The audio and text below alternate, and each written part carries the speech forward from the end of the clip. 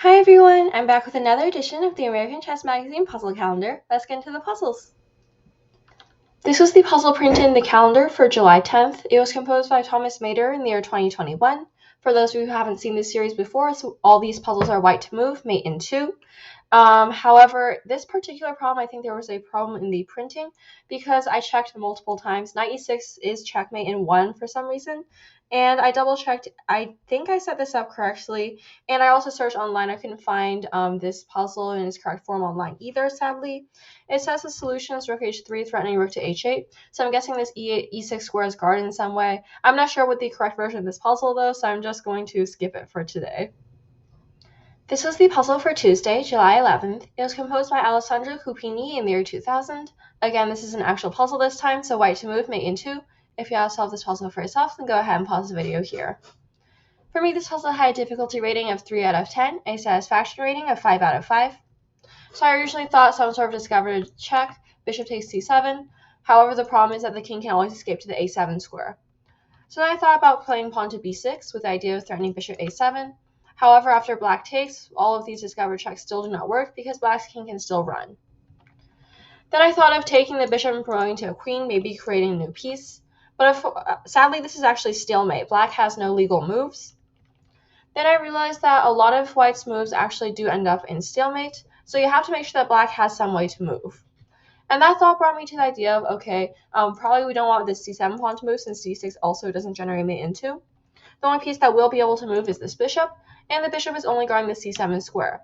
So the best way to give mate in 2 is to play e8 knight, and after the bishop is forced to move somewhere, then white plays knight takes c7 mate. Trying to play h8 queen allowing bishop takes e7 doesn't work, because unfortunately the white's own king blocks this file, so queen a1 is not mate. This was the puzzle for today, July 12th. It was composed by Waclaw Hebelt in the year 1980. Again, if you want to solve this puzzle for yourself, then go ahead and pause the video here. For me, this puzzle had a difficulty rating of 5 out of 10 and a satisfaction rating of 5 out of 5. Here, because black's knight is pinned, white has some queen e2 ideas. I originally thought it might be something about Zugzwang checkmate, but unfortunately, black has so many pieces that aren't really defending much that this task is impossible. For example, black can move the b pawn, it's not really doing much. Black square bishop, the rook, too many waiting moves for white to prevent all of them. Therefore, white has to think of a different idea. And I realized that, well, black's king is kind of awkwardly placed on d3. It's kind of trapped here. So white might be able to support some sort of mate. And unfortunately, while there's lots of ways to try to do this, all except one of them fail. For example, white could try to play bishop takes h6, threatening queen takes g6. And this move is actually quite difficult to refute because it looks like if the knight moves with the idea of blocking on f5, then white has queen to e2 mate. However, after bishop takes, black can play this really cool move g5. Now, the idea is that after queen to g6, black can play king to e3 because the bishop is being blocked by the g-pawn. And after g5, white has no other ways to try to give mate. If the rook moves, then the king can run to c4 or e3. Also, white could try to play knight takes d6, threatening bishop to e4. However, here black simply takes, and if rook to d5, the king runs to c3. Also, I tried to maybe move this knight somewhere, but actually the knights are too far from the king right now to try to directly threaten mate. Therefore, I land on the last piece, which isn't actually, surprisingly, it's not doing much, which is white's queen. Now, the reason it's not doing much is because it's being blocked by all of black's pieces, so white's queen has to find a way to snake out. And the best way to do that is to play queen to f7, threatening queen to f3. However, one really close try is to move queen to e7. Now, this move looks like it might threaten queen takes d6. However, black can block with knight to d4. Therefore, white actually isn't threatening much, and therefore the best move queen to f7, threatening queen to f3.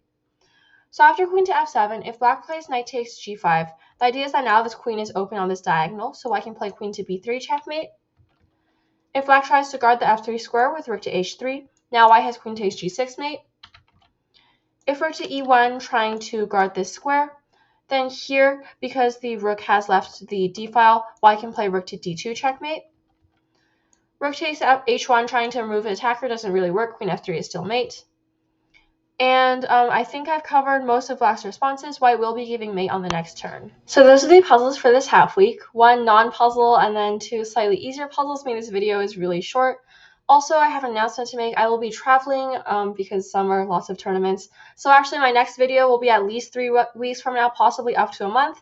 So see you guys a while from now. Bye.